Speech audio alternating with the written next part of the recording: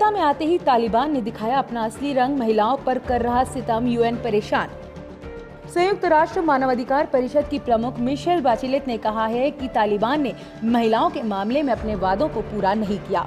उन्होंने मानवाधिकार परिषद को बताया कि तालिबान के कब्जे के बाद उसके द्वारा की गई बातों से जमीनी हकीकत बिल्कुल दूर है।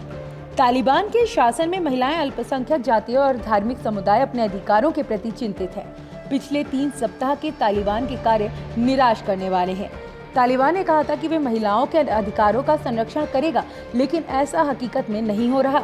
उन्होंने कहा कि तालिबान ने पूर्व सुरक्षा अधिकारियों और कर्मचारियों को आम माफी के वादे को भी पूरा नहीं किया है। एक रिपोर्ट के अनुसार पूर्व की सरकार में नौकरी कर रही महिलाओं को अब तालिबान काम पर लौटने से जबरन रोक रहा है। अब महिलाएं यहां सरकार से वापसी का अधिकार मांग रही हैं।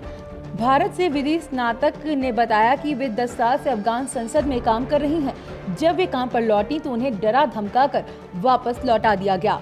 अफगान सरकार के आंकड़ों के मुताबिक 5000 से ज्यादा महिलाएं तो मिलिट्री सेक्टर में ही काम करती हैं। कामकाजी महिलाओं को अब घर में ही रहने का फरमान जारी किया जा रहा है। आपको बता दें कि तालिबान ने सरकार बनते ही क्रूरता की सारी हदों को पार कर दिया।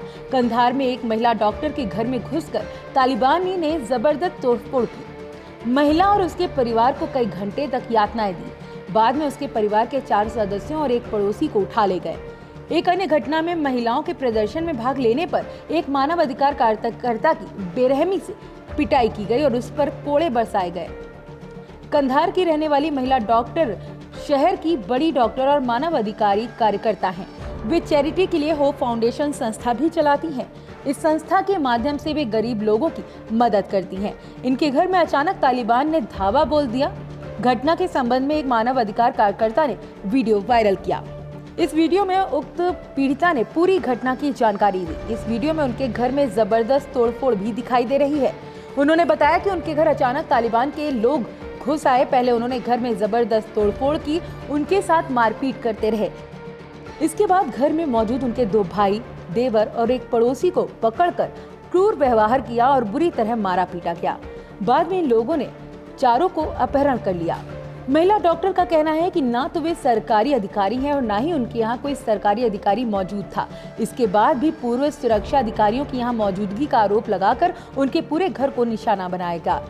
रिपोर्ट के अनुसार कंधार के इंटेलिजेंस प्रमुख ने कहा है कि पूर्व सुरक्षा अधिकारियों के वहां ठहरने की सूचना पर छापा मारा गया था। चलिए अब आपको बताते हैं कि सत्ता में आने से पहले तालिबान ने क्या बताया था कि कैसा होगा उनका शासन। अफगानिस्तान में महिलाओं की आज़ादी पर उन्होंने कहा कि शरिया कानून के तहत वे स्वतंत्र होंगी। शरिया कानून के तहत उन्हें आज़ादी और अधिकार प्रदान किए जाएंगे। उन्होंने कहा कि महिलाएं स्वास्थ्य क्षेत्र में और वे शिक्षा के क्षेत्र में काम करने के लिए स्वतंत्र होंगी। इसके पहले कि तालिबान शासन में महिलाओं को इस तरह के अधिकार नहीं थे। प्रवक्ता ने जोर देकर कहा कि किसी भी आतंकवादी संगठन को अफगानिस्तान की धरती का इस्तेमाल नहीं करने दिया जाएगा। उन्होंने कहा कि अफगानिस्तान की धरती का इस्तेमाल किसी भी देश के खिलाफ साजिश रचने या हमला करने में नहीं होने दिया जाएगा। आपको बता दें, अफगानिस्तान सीमा से सटे हुए भारत समेत दुनिया के कई मुल्कों को ये भय सता रहा है कि तालिबान के अस्तित्व के बाद सरहद पर आतंकवाद पनप सकता है। अफगान सैनिकों के साथ या अफगान सरकार के सदस्यों से बदला नहीं लिया जाएगा। तालिबान शासन उन्हें माफ करती है। उन्होंने कहा कि किसी दूतावास या संस्था को नुकसान नहीं पहुंचाया जाएगा। उनकी पूरी सुरक्षा होगी। अफगानिस्तान में कोई किसी का अपहरण नहीं करेगा।